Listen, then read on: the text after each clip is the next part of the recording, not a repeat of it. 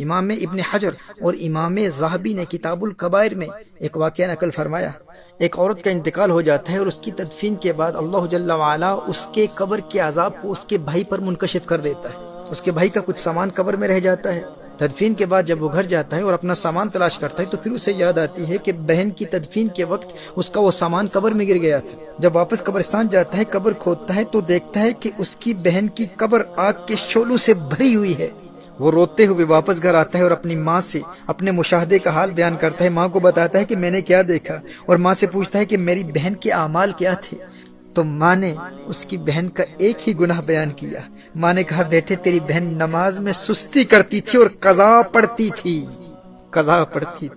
محترم احبہ، اہل علم نے اس روایت پر کلام کرتے ہوئے کہا ہے کہ جو شخص عام طور پر نماز پڑھتا ہو لیکن سستی کی وجہ سے نماز قضا ہو جاتی ہو، یہ اس کا عذاب ہے کہ قضا پڑھنے والے کی قبر اگر آگ کے شعلوں سے بھر جاتی ہے تو بتاؤ جو بالکل نماز پڑھتا ہی نہیں اس کے عذاب کا عالم کیا ہوگا، اس کا عذاب کس قدر دردناک ہوگا۔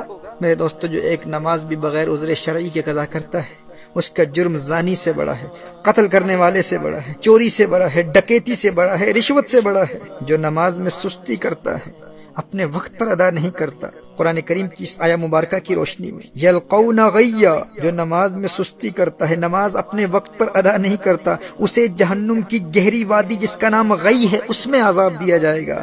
تو جو نماز پڑھتا ہی نہیں اس کا عذاب کس قدر دردناک ہوگا۔ میری آج کی یہ گفتگو اس کے متعلق نہیں ہے جو نماز بالکل پڑھتا ہی نہیں ہے، یہ اس کے لیے ہے جو نماز میں سستی کرتا ہے، قضا کرتا ہے۔ آج جتنی روایات پیش کر رہا ہوں یہ اسی حوالے سے پیش کر رہا ہوں، لیکن اس سے ان لوگوں تک بھی پیغام پہنچنا چاہیے جو بالکل نماز پڑھتے ہی نہیں۔ محترم احبہ، نماز کسی حال میں معاف نہیں۔ بیماری کی حالت میں بھی نماز فرض ہے۔ کھڑے ہو کر نہیں پڑھ سکتے تو بیٹھ کر پڑھیں، بیٹھ کر نہیں پڑھ سکتے تو لیٹ کر پڑھیں، پانی نہیں ہے تو تیمم کر لیں۔ نماز تو میدان جنگ میں بھی معاف نہیں ہے۔ محترم احبہ، نماز چھوڑنا تو بہت بڑی بات ہے، تارک الصلاح ہونا تو کجا۔ ہمارے اسلاف تو اس تصور سے بھی ڈرتے تھے کہ کہیں نماز میں سستی کرنے والوں میں ان کا نام نہ لکھا جائے یا نماز ضائع کرنے والوں میں ان کا شمار نہ ہو جائے۔ حضرت عبداللہ ابن عباس رضی اللہ تعالی عنہما کی آنکھ میں پانی اتر آیا۔ لوگوں نے عرض کیا کہ اس کا علاج تو ہو سکتا ہے لیکن چند نمازیں قضا ہو جائیں گی۔ آپ نے فرمایا یہ نہیں ہو سکتا۔ میں نے نبی کریم صلی اللہ علیہ وآلہ وسلم سے سنا ہے کہ جو شخص نماز نہ پڑھے وہ اللہ جل وعلا کے یہاں ایسی حالت میں حاضر ہوگا کہ اللہ جل وعلا اس سے ناراض ہوگا۔ اللہ اکبر! کہا کہیں میرا اللہ ناراض نہ ہو جائے۔ حدیث شریف میں آتا ہے نا کہ من لقی اللہ وہو مودع للصلاۃ، جو اللہ جل وعلا سے یوں ملاقات کرے کہ وہ نماز کو ضائع کرنے والا ہو تو اللہ جل وعلا اس کی کسی نیکی کی پرواہ نہیں کرتا۔ وہ خود کو نیکوکار سمجھے گا کہ میری اور تو بہت نیکیاں ہیں، ٹھیک ہے میری نماز قضا ہو گئی تھی لیکن میں نیک تو ہوں، میں صدقات دیتا ہوں، میں نے مسجدیں بنائی ہیں، میں خدمت خلق بجا لاتا ہوں، میرے اخلاق اچھے ہیں، یعنی اس کی اور بے شمار نیکیاں ہوں گی۔ وہ روزے دار بھی ہوگا، اس نے حج بھی کیا ہوا ہوگا، وہ خدمت خلق بھی بجا لاتا ہوگا، صدقات بھی دیتا ہوگا، وہ کہے گا کہ میری اور بے شمار نیکیاں ہیں، میں ایک اچھا انسان ہوں، کبھی کسی پر ظلم نہیں کیا، میں نے کبھی کسی کو مارا نہیں ہے، میں نے کسی کو کوئی تکلیف نہیں پہنچائی۔ کہا کہ اگر وہ تارک الصلاح ہے، اگر اس کی نمازیں ضائع ہو جاتی ہیں، اگر وہ نمازیں قضا کرتا ہے تو اللہ جل وعلا کو قیامت کے روز اس کی کسی اور نیکی کی پرواہ نہیں ہوگی۔ یہ حضور اکرم صلی اللہ علیہ وسلم کی حدیث ہے۔ اور ایک حدیث شریف میں آتا ہے من ترک الصلاۃ لقی اللہ وہو علیہ غضبان۔ اللہ اکبر! کہا کہ جس نے نماز ترک کی قیامت کے روز وہ اللہ جل وعلا سے اس حال میں ملے گا کہ اللہ اس سے ناراض ہوگا اور اس سے اللہ کے غضب کا سامنا کرنا پڑے گا۔ محترم احبہ، نبی کریم صلی اللہ علیہ وآلہ وسلم نے ارشاد فرمایا کہ قیامت کے روز بندے سے سب سے پہلے اس کی نماز کے متعلق سوال ہوگا، اس سے پوچھا جائے گا نماز پڑھتا تھا کہ نہیں۔ اور ایک روایت میں ہے کہ وہ قیامت کے دن اس طرح آئے گا کہ اس کے چہرے پر 3 سطروں میں لکھا ہوگا۔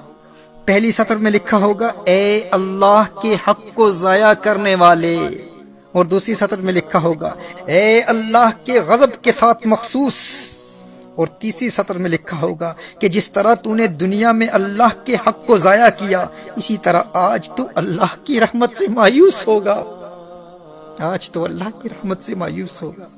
میں حضرت ابن عباس رضی اللہ تعالیٰ عنہما کے حوالے سے عرض کر رہا تھا کہ آنکھ میں پانی اتر آیا اور لوگوں نے عرض کیا کہ اس کا علاج یہ ہے کہ چند دنوں کی نمازیں قضا ہو جائیں گی۔ فرمایا یہ نہیں ہو سکتا، کیونکہ میں نے نبی کریم صلی اللہ علیہ وسلم سے سنا ہے کہ جو شخص نماز نہ پڑھے وہ اللہ جل وعلا کے یہاں ایسی حالت میں حاضر ہوگا کہ اللہ اس سے ناراض ہوگا۔ محترم احبہ، اگرچہ ان کے اس عذر کی وجہ سے نماز چھوڑنا ان کے لیے جائز تھا، وہ اس عذر کی وجہ سے ہرگز تارک الصلاۃ نہ ہوتے، لیکن انہیں اس بات کا خوف تھا کہ کہیں نماز ضائع کرنے والوں میں میرا شمار نہ ہو جائے۔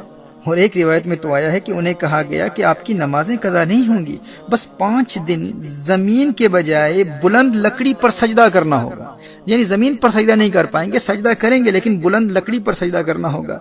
تو حضرت عبداللہ ابن عباس رضی اللہ تعالیٰ عنہما نے ارشاد فرمایا، 1 رکعت بھی اس طرح ادا نہیں کروں گا۔ میرے دوست، جسے سجدے کی لذت مل جائے وہ کہتا ہے کہ بھائی بینائی جاتی ہے تو جاتی رہے، لیکن ایک سجدے کی لذت سے جو روشنی اور بینائی دل کی آنکھ کو ملتی ہے، اس کا مقابلہ و موازنہ ماتھے کی آنکھ کی روشنی سے کہاں کیا جا سکتا ہے۔ وہ ایک سجدہ جسے تو گراں سمجھتا ہے، 1000 سجدوں سے دیتا ہے آدمی کو نجات۔ وہ سجدہ روح زمیں جس سے کانپ جاتی تھی، اسی کو آج ترستے ہیں ممبر و محراب۔ ویسے تو مسجدوں میں ہزاروں سجدے کرنے والے ہوتے ہیں، لیکن جس سجدے کو آج ممبر و محراب ترستے ہیں وہ سجدہ کون سا ہے؟ یہ وہ سجدہ ہے جو اس قدر انہماک قلب اور حضوری قلب سے ادا کیا جاتا ہے کہ بندے میں ایسی انقلابی روح پیدا کر دیتا ہے کہ بندہ در در کی ٹھوکریں کھانے سے ہمیشہ ہمیشہ کے لیے آزاد ہو جاتا ہے۔ در در دیے در در نالوں، در بن جا ایک دردا، چول کتا کیوں اخویندائیں، در بن وقتاں وردہ۔ جب وہ ایک در کا در بن جاتا ہے پھر اللہ جل وعلا اسے در در کی در در سے ہمیشہ ہمیشہ کے لیے آزاد کر دیتا ہے۔ جب وہ اللہ کی بارگاہ کا منگتا بن جاتا ہے پھر کسی اور کی بارگاہ میں جولی پھیلانے کی حاجت کبھی پیش نہیں آتی۔ در در دیے در در نالوں، در بن جا ایک دردا، چول کتا کیوں اخویندائیں، در بن وقتاں وردہ۔ وہی سجدہ ہے لائق اہتمام کہ ہو جس سے ہر سجدہ تجھ پہ حرام، وہی سجدہ ہے لائق اہتمام